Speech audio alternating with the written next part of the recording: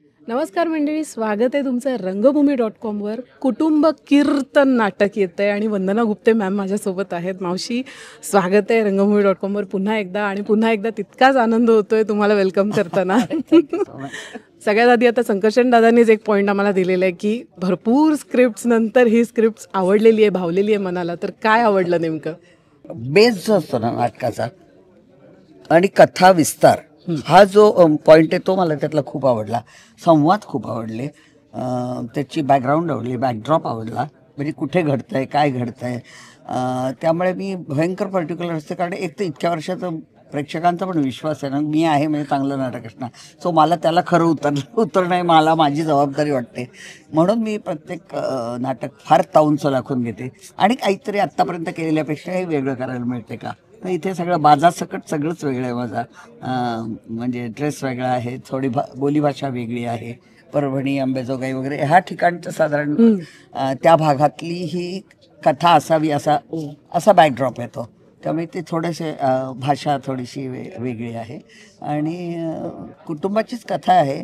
जसं यांनी सांगितलं तसं की कीर्तन आणि कीर्तनमध्ये किती फरक आहे आणि तो फरक आपल्या घरातल्या लोकांवरती अवलंबून असतो. कारण एखादी व्यक्ती आली की तिचं कसं स्वागत करायचं किंवा कसं नाही करायचं हे सगळं त्या घरातल्या आधी राहणाऱ्या व्यक्तीवरती अवलंबून असतं. त्यामुळे ही ती अशी गोड कथा आहे. त्याची मांडणी फार सुंदर बांधली आहे त्यांनी. संकर्षणी लिखाणात सुद्धा म्युझिक छान पत्कींनी दिलं आहे. अमेय दक्षिणदास हा उत्तम दिग्दर्शक एक रंगभूमीला या निमित्ताने मिळाले. मला खूप आनंद वाटला त्याच्यावर काम करताना, कारण नवीन कलाकार जसं आता चंद्रकांत कुलकर्णी पहिला आला तो माझ्याबरोबर त्यांनी काम केलं. त्यामुळे मी या एक पारख असते ना की कसा आहे तो का. तर ही सगळी हुशार आहेत मंडळी, करून आलेली आहेत. 20-25 वर्षाचा त्याचा कालखंड आहे. प्रायोगिक नाटक आणि प्रायोगिक करणारा जो असतो तो वेगवेगळे प्रयोग करत असतो. ते असे प्रयोग जर व्यावसायिक रंगभूमीवर पण करायला मिळेल तर उत्तम. त्यामुळे त्याच्याकडनं काय शिकता येईल हे मला नवीन आवडतं. आणि ह्या नवीन लोकांची ऊर्जा मला नेहमीच काम करताना आणखी एक नवीन ऊर्जा देते.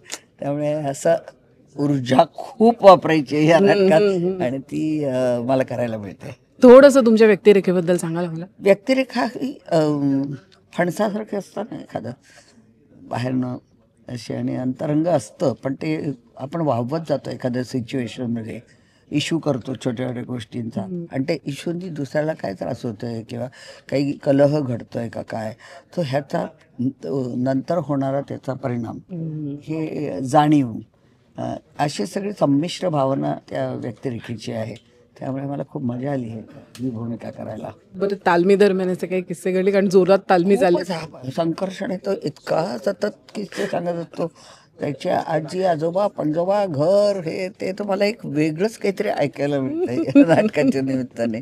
अनुभव, कारण शहरी लोकांबरोबर काम केलं की तसे शहरातले त्यांचे अनुभव शहरातले जे मी पण अनुभवलेले असतात, पण हे सगळं ऐकायला आणि त्या अक्षरशः त्याचं वर्णन करणं सुद्धा असं असतं ना की ते आपण तिथे जाऊन पोचतो त्या ठिकाणी आणि ते अनुभव घेतो. तर त्या अनुभवांचं इथे पण या ह्याच्यावरती परिणाम दिसतो या नाटकावर आणि तो खूप छान त्यांनी लिहिला आहे. आणि तो कीर्तनकार म्हणजे पेशाने कीर्तनकार असतो. यात काही जाती धर्म काही दाखवलेलंच नाही आहे. पांडुरंगाची सेवा करणारं एक कुटुंब आहे आणि मुलगा कीर्तनकार हा त्याचा पेशा आहे, व्यवसाय आहे. बस या दोघांचीच ही कथा आहे आणि त्याच्यात मग तिसरी 2 माणसं अजून येतात आणि मग काय कीर्तन होतं काय कीर्तन होतं त्याची ही गोष्ट आहे. वंदना मावशी, मी लहानपणापासून तुम्हाला बघते, भरपूर नाटकं बघितलेत आत्तापर्यंत आणि तुम्हाला रंगमंचावर वावरताना बघून सुद्धा डोळे पाणावतात आनंदाने, म्हणजे भारावून जातं मन. तुम्हाला असं काय प्रेरित करतं आत्तापर्यंत इतकी वर्ष रंगभूमीशी ओढ कशी निर्माण आहे, म्हणजे अजूनही ती मी सांगू, मला फक्त प्रेक्षक प्रेरित करत असतात. प्रेक्षकांशिवाय रंगभूमी नाही. रंगभूमीवर काम करणारा कलाकार हा प्रेक्षकांशिवाय किंवा रंगभूमीशिवाय किंवा रंगमंचाशिवाय किंवा थिएटरशिवाय नाटक करूच शकत नाही. आणि तो म्हणतो की मी माझ्यापुरता काम करतो, ते चुकीचं आहे. नाटक हे आपण प्रेक्षकांसाठीच नाटककाराने लिहिलेलंच असतं प्रेक्षकांसाठी आणि ते करणं हे आपलं काम असतं. काय आहे, लेखक एक कथा देतो, एक तुकडा देतो, त्याच्यात रंग भरलेले असतात आणि त्याला जे टाके घालायचे असतात ते आमचा दिग्दर्शक करत असतो. त्या टाक्यांमधली उसू नये, टाके उसवू नयेत, उलट आपण आपलं काही भरतकाम करता आलं तर करावं असं माझं म्हणणं असतं. त्यामुळे प्रयोग म्हणजेच प्रत्येक प्रयोगात तुम्हाला काहीतरी ह्या नाटकाने दिलं पाहिजे वेगळं, आणि ते तुम्हाला जेव्हा मिळतं तेव्हा तुम्हाला खूप आनंद होतो. सो हे जे वेचण्याचे कण असतात ना, हे कण मला फार आकर्षित करतात. म्हणून मी रंगावरच्यावर इतके वर्ष सातत्याने काम करत आले, आणि मला अजूनही एकदा सुद्धा मी असं म्हटलं की नाही बाबा मला नाटक करायचा, प्रयोग करायचा कंटाळा आला, एकदा सुद्धा नाही. सेम एनर्जी हो, मी same बघते. energy, आम्ही आय विटनेस आहोत, या गोष्टीचे साक्षीदार आहोत, आणि आम्हाला पुढेही होत राहायला आवडणार Yes, आहे. yes. एक आमच्या प्रेक्षकांना तुमच्याकडून आवाहन होऊन जाऊ दे नाटकाला नाही, येण्यासाठी. हेच प्रत्येक कुटुंबाची ही कहाणी आहे. कीर्तनाचं कीर्तन कसं करायचं, की कीर्तनाचं कीर्तन कसं करायचं, हे कुटुंबातल्या व्यक्तींवरती अवलंबून असतं.